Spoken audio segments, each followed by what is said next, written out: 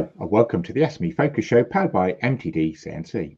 I'm Mark Weymouth from the Sensor Specialist Plus Automation, and I'm your host this week to highlight aspects of interest to UK manufacturing and in particular SMEs.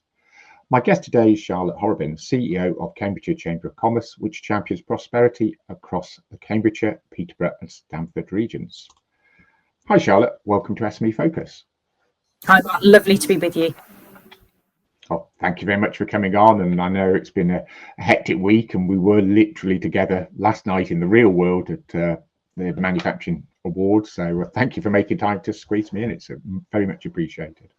No, a real pleasure, and we were very fortunate that our paths crossed once again at the NEC last night, and I'm heading off to a manufacturing dinner later on today, so it really is very well timed. Brilliant, thank you. Well, I'm going to kick off by going back a very long time, well, I shouldn't say a very long time to a woman, but a while, go back to your history. And I'm going to ask the first question, a strange one. How did a degree in medical science take you via 5 years in food science and food service and account management to your 10 years at Make UK EEF? And I ask that because I guess a lot of kids at this time of year are revising thinking what their future career path is. So how did you go from being a medical science graduate to what you are today? I often wonder whether it should have been an opposite coin, perhaps, of the kind of STEM subject. So during sort of GCSEs, actually electronics I was really good at, very interested in engineering. My work experience was at RAF Wittering working on the Pegasus engine. But ultimately, I think society can push particularly young women into certain types of sciences. So I ended up going off to the University of Leeds to read biomedical science. I did break a leg playing rugby there. I ended up in a pretty hefty car accident as well. And I guess they're all really important points about resilience. And actually, you can't control everything. You've just got to deal with the cards that you've been given. So I went on to study my master's degree. I had a short stint doing all sorts of things, from chasing sheep around through to making coffee and manufacturing food products, which is how I then ended up starting my career at what was then the Engineering Employers Federation, which would then turn into Make UK. Okay, so you've spoiled possibly my most diverse question, which was the next one, and mentioning the fact that you're a shepherdess for over 4,000 sheep. So I'm going to go for the other, hopefully less known fact about you, which you've also hinted at, that you took part in Leeds University Women's Rugby Union Football Club. And I guess what's not so obvious on this little screen that people are viewing is that I would describe you as quite petite. So you're not your stereotypical large burly rugby player, so I'm assuming you were very fast then, and it was your speed, not your brawn, that was excelling. Well, I think the fact I've got quite a lot of metal in my lower left leg shows I wasn't fast enough, and you're quite right that my stature probably went against me. And you do see that in particularly women's rugby, that the size of players can vary quite a lot. So yeah, enjoyed playing rugby, and I've always been a good team sports player. And then with a broken leg, I met a shepherd, and I leave it on my LinkedIn actually, because it tells me who's done their research and who can be, who's interested in scrolling to the bottom. And I just think it's fascinating as well. I was kind of taught how to be rich in life versus rich in life. A really fabulous point in my head. And one day I hope to be sat, perhaps retired, with just some sheep to look at that I don't have to chase. Yeah, I think we've all had those days where we start to think, oh, maybe the phone and the internet's not quite as appealing. We'd like to sit on a hill somewhere and be able to shout at the sheep and know they're not going to complain back. So yeah, it definitely caught my eye, but maybe that's a testament to the day I was having when I read it. and don't get me wrong, I'm absolutely not ready for that quite yet. I've got quite a lot of energy and quite a long list of things I want to get done. Excellent. I think that comes through definitely from people who know you. So in terms of getting things done and a very long list of achievements, then can I take you forward to the more realistic part of your career and the 10 years that you spent with EEF and Make UK? So this show is really targeting an SME audience. So can I ask you to kick off with what Make UK was trying to deliver to an SME audience, I guess, and manufacturers? And Make UK continues to do a very incredible job still today, supporting manufacturers alongside lots of other organisations to be able to grow. And funnily enough, this morning I've just driven past the first office I ever worked from in Camborne in Cambridgeshire. So, and really important that it was very much about supporting manufacturers to grow, understanding HR, health and safety.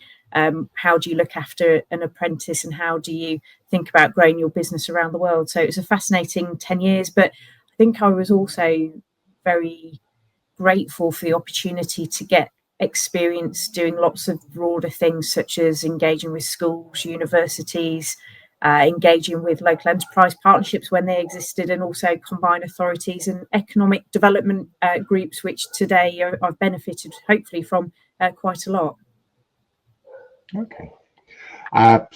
When I sort of knew you at Make UK, you were covering the sort of the Midlands and the East Midlands and the West Midlands, so a massive territory. So how did you find were there notable differences? I'm sure there were in terms of the economic situations, but what have you got any observations about such a large, diverse area of the Midlands and the East? Yeah, so I also covered the East of England as well to really make sure I put some miles onto the car.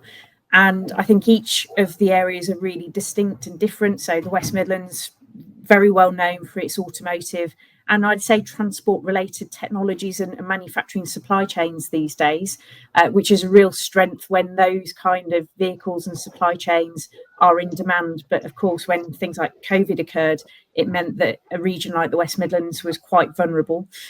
Places like the East Midlands, more SMEs, perhaps less larger, OEMs present, but the home to some significant organisations, great food and drink manufacturing, which whenever a pandemic or a difficult time hits, we continue to feed the family. Hopefully, you just perhaps change your buying patterns. You in COVID don't go to the restaurant, but all of a sudden you want a bag of flour because you've got an interest in baking.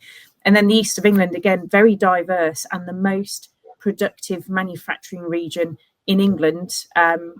Typically across the UK, second only to Scotland, because you've got this real benefit of high-tech, pharmaceutical, medtech related industries alongside big agricultural areas where agri-tech and food manufacturing are so important. And of course, key assets such as the Port of Felixstowe.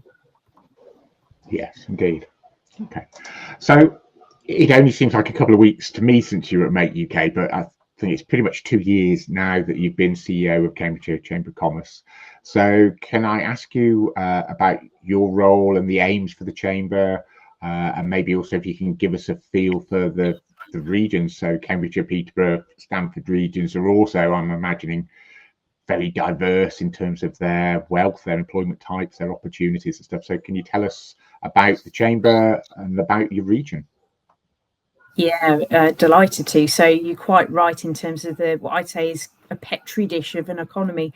As a chamber, we've been in existence for over 100 years and very proud to remain as an independent voice to support businesses to grow. It's as simple as that. And of course, that varies depending on the type of business you are, whether you are one of our large global brands that we're really proud to work alongside and support and collaborate, or whether you're a new startup who is looking to be able to scale, and everybody that falls in between. So being sector and size agnostic is fascinating because we get to see so many different organisations and hear their ambitions and be inspired by the leaders who are leading those businesses, but also to work with amazing partners across local government. We do have a combined authority here across our region, and also to work very, very closely with our educators. That's the kind of the day mission, is supporting businesses to grow through lots of various activities, but ultimately growth is what we're aiming for. In terms of the region, as I say, it's a petri dish and a great exam topic almost for an economist, because you've got Cambridge, fastest growing city by population, the #1 science and technology superpower by density in the whole world. And we really need to shout about that. And then you've got the beautiful market towns and Fenland community. We've got about a third of grade 1 agricultural land. So to be able to grow here is very easy. We're able to produce high quality crops. And we also then have a manufacturing and industrial powerhouse in Peterborough. It was famed for, the home of brick manufacturing, extremely well connected with the A1, and we've got the A14 coming through the region and connecting the Midlands, of course, down to the Port of Felixstowe. So you've got those amazing transport links. You've got a really broad ranging economy where typically manufacturing, agri-tech, life sciences, and then digital IT, technology related industries tend to thrive. But at the moment, the importance of being able to create or make sure that our social care and healthcare providers are supported is really important. But also Cambridgeshire is set for huge growth, and that will be hopefully building a new first reservoir in a generation. First reservoir in a generation will be built. East-West Rail. We are looking at how the biomedical campus around Cambridge expands, and there's lots of investment due to come in to Peterborough as well. So that provides us with a great opportunity to develop the next generation of construction skills and people who want to be able to help build the region and their careers going forwards. Okay, you mentioned the combined authority. Does the region that the combined authority tie in with your region? Do they match? On the whole, so we do. We're also very proud to encompass Stamford in South Lincolnshire. So Stamford has got very strong economic ties to Peterborough. So whilst we're covering Cambridgeshire and Peterborough as that combined authority region, we also, though, regularly are holding events to support businesses in Stamford. Okay, interesting. And can I ask you if there is such a thing as a typical day for you as CEO? So maybe can you try and give us a feel for your typical day, typical week, whatever? Try and explain to us what you do and the good and bad. Yeah, I think this week's probably a great example, and I'll pull up today just as one. So this morning I've been very pleased to go to a finance leaders breakfast, which was run by a fabulous organisation called First Intuition and a great local recruitment firm called the One Group in Cambridgeshire. So there we were talking about both local, national and global policy, and how is business feeling and responding at the moment, and what's the role of government and what's the role of other stakeholders. So that was fascinating. Then spent some time in the office with the team planning for our biggest event of the year, CAMS B2B, which takes place in June and November every year, where we convene hundreds of people from across the wider region to talk about topics that are important, but also to stimulate trade between our businesses and create those networks. Recording this podcast with yourself now, Mark, and then later on today, I'll be heading off to a manufacturing dinner where we will have some amazing brands, businesses making all sorts of things from cat food through to oat milk. You name it, we've got such a broad range of amazing manufacturers across this region. Okay, it sounds like a good day to me, other than this little bit we managed to squeeze in. The rest of it sounds very productive and worthwhile, so excellent. Okay. When we've been talking, you've talked a little bit off camera about the work the Chamber does regarding talent management, and obviously the show is targeting the manufacturing community. So can I ask you to wrap those two things together and tell us about what the Chamber is doing? Yeah, so in all of my experience of engaging with businesses, whenever there is COVID, Brexit, the underlying challenge that's always there chronically is skills and not having the right people with the right talent in the right place. So across the country, there are 38 local skills improvement plans, and that's where employer representative bodies, and we are that in the case for Cambridgeshire and Peterborough, work very hard alongside other trade bodies, specialist groups, to work with businesses to make sure that their needs are fed into our local educators, who are very responsive, to make sure that basically we are planning for the future and making sure that the demand aligns with the provision that is available. So that's really important to us, and manufacturing is a key area that we look at. So it's very much about understanding from manufacturers.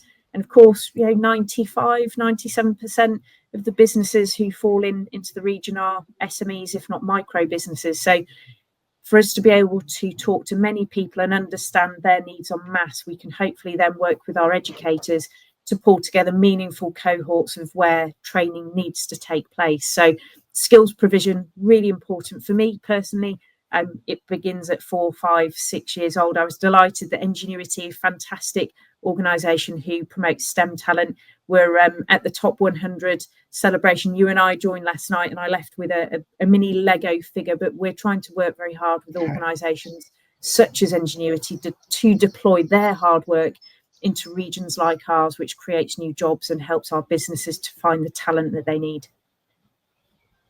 Okay, that's interesting. I think it's a takeaway for me to know that the Chamber is a local centre of expertise that is actually getting involved in that conversation with education of what the skills and talent, what it should be, because I've always had this expectation that it's somewhere in Whitehall, and then particularly you mentioned SMEs, and think, well, what does Whitehall know about SMEs? So it's great to hear that your remit is to get that communication going. So that's definitely a positive thing that I've taken out of today. So thank you for educating me as well. Well, I think if you're a small, if you're trying to run a small business, you also don't have the time to be trying to digest various skills initiatives. So hopefully we can make sure that those initiatives are deployed to help businesses at the right time without them getting too bogged down in what I describe as the wiring. So we should be hiding the wiring and making sure that educators know what is needed, but also that our businesses are able to convey the types of roles and the types of skills that they need. The fascinating thing for me is that although the job vacancies are a little lower at the moment because the economy has tightened up a little bit, the businesses we speak to, 75%, 3/4, tell us that they can't find the talent that they need. So what that tells me is we have got jobs and we've got roles, but we've got to make sure we've got the right skills in the individuals and marry the two up. Okay. And can you give some examples of how the Chamber goes around doing that? What sort of initiatives have you got to try and, I guess, link skills, or at least link the direction that the talent's going towards the need? Well, we talk about employer fatigue, and lots of employers are constantly being asked by various groups and bodies and initiatives, often for similar types of information. So we hope that by collaborating and not trying to create initiative D to solve problems A, B, and C, that takes away a little bit of the pressure. But it's very much about providing opportunities, conversations to engage that are useful. And if a byproduct of that is we understand a problem and we can take that away and fix it, whether that be connecting a college and a local employer together who perhaps just might not know, they might not be aware of each other. It can be as simple as that sometimes. We've got some amazing skills initiatives out and about, but it's our job to make sure that we demystify it, make sure that it feels accessible, and also I think to make sure that our businesses are engaging with education throughout the curriculum, so that we don't end up with young people leaving education and not understanding local industry, local business, or the types of skills that organisations like ours expect when you want to recruit somebody. Okay, brilliant. Thanks for that explanation. I guess stepping back a little bit in your past, but also thinking of, we're talking about being at a business presentation and exhibition yesterday. Can I ask you for maybe a bit of advice? What advice would you give to people to make the most of networking events? So whether that is the sort of networking events that Make UK put on, whether that's going to exhibitions, going to receptions, what tips would you give for SMEs to get out and meet people and to make the most of networking events? I think it varies depending on your role and the type of organisation that you're in. So I think it's really important to be clear about what you go into and what you expect to get out of it. So I think peer-to-peer best practice sharing is often an undersolved byproduct. I think some people go networking and expect to walk away with 5 new bits of business, and it doesn't work like that. It's about building your brand, your credibility, making sure that when somebody does need a service or a product or a bit of advice, that peers in the area perhaps know and recognise you as that individual that they can connect to. Yeah. Okay. So a question unrelated to what we talked to before, really, I guess, or could be related, up to your choice. People are watching this episode probably over the weekend, so if I can make a little diversion away from business or ask you what sort of topic or topics you're likely to talk to somebody about in the kitchen at a party, rather than across a Teams call or a Zoom call. So what topics are top of your list for interest? I'm a bit of a sucker for dogs, I have to say.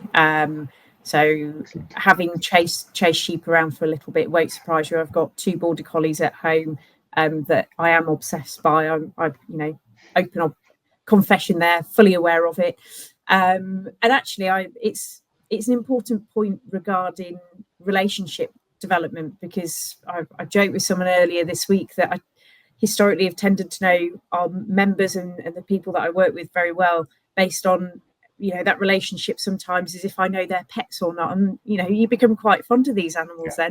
Then I am still a big rugby fan, but I do struggle to be able to find the time to be able to watch the odd game. But since we've moved to Cambridgeshire, we've definitely been out on our push bikes a lot more than usual, but we also do have a motorbike at home, so we're definitely still being able to enjoy what are some new locations and new experiences as a family on a weekend. Okay, brilliant. But you've left in my mind the image of you travelling, admittedly, a fairly flat land on a motorbike, but with 2 collies chasing you. So I'm not sure whether that's the image, but it's amusing me. So excellent. And my facts will be a bit wobbly here, Mark, but one of the founders of Harley Davidson, actually, the family tie goes back to Littleport in East Cambridgeshire. So if you go to Littleport, you will find a Harley Davidson statue there. And yeah, we've got a Harley at home, which I still need to go and see the statue myself, in fact. Brilliant. Okay. So traditionally, the last question to wrap up is to ask you what you've got planned, or what do you hope to achieve in the next 12 months? And again, that can be personal, work related, whatever you fancy. What's your plan for the next 12 months? So right now, the word is uncertainty that we're hearing from a lot of businesses. So I am hoping that we'll get to a position where business do feel more certain and have the confidence to invest. I think it's a really exciting time across Cambridgeshire, Peterborough and Stamford. We've got that great investment around the biomedical campus, East West Rail. Our neighbouring county, Bedfordshire's looking forward to hopefully Universal Studios landing. We've got great development taking place with a new station quarter in Peterborough and a new reservoir coming into the Fen. So there's a huge amount to be excited about. But firstly, we've just got to navigate through what feels a little bit of a tighter time. Part of the way that we're doing that is working with businesses to take them around the world and make sure that we can broaden their markets and boost international trade. So we find that really interesting and very exciting. And we look forward to helping our businesses to grow through the various things that we do, amazing events, and we get to meet amazing businesses and influential leaders. So we've got plenty packed in. It's hard to pick something in particular that gets me excited on its own. Okay, but it sounds like yourself and the chamber are going to be very busy just moving things forward and trying to keep up the positivity and the direction forward for everybody. Yeah, absolutely. I think one of the things that's very important to me is that in order for the UK to achieve its growth ambitions, every region has to grow. We shouldn't be talking about this place or that place. The whole country needs to be able to grow, and we can do that by building those relationships globally, by developing those markets globally. Okay, it's probably good you said that, because I think in the last 4 guests, probably 3 of you have all been from Cambridgeshire area, so I'm probably going to get accused of suddenly diverting this channel into a very Cambridgeshire thing. So thank you for saying that we all need to pull our weight, or we all need to succeed. So you're getting me out of some hot water, possibly. Okay, can I ask you, how do people go about finding out some more information about Cambridgeshire Chamber, and how do they go and find or follow you on LinkedIn or whatever? Yeah, we're very prominent online. So if LinkedIn is your channel, you'll find both my own name, but please do go and follow the Cambridgeshire Chambers of Commerce LinkedIn page. You'll see hopefully a mix of very useful information and some of the incredible events and engagement activity that our team are pulling together with our very supportive members. And if you head online, you will be able to find us. Just Google Cambridgeshire Chambers of Commerce and you'll find all of the activity online to be able to check out. Okay, brilliant. If you were to give people one last word or one last thought, what would it be? That I think we've hopefully got some green shoots coming. Things have felt difficult and very volatile for the last 5 years, and that can be tiring. But there are some big ticket items there. We've got to be positive though, and promote our region, our nation, and to be good advocates, I guess, for businesses and our industry across the UK. Brilliant. Well, thank you for that. I can't think of a better reason or better way of wrapping things up. So thank you very much. That's fantastic. I will quickly bore people with the usual comments that if they'd like to make a comment or suggestion, or much more importantly, if they'd like to appear as a guest, then please email us at inquiries@mtdcnc.com or contact myself, Stuart Whitehead, or Joe Reynolds. Thank you for watching. Enjoy the rest of your weekend. Have a good time. Cheers.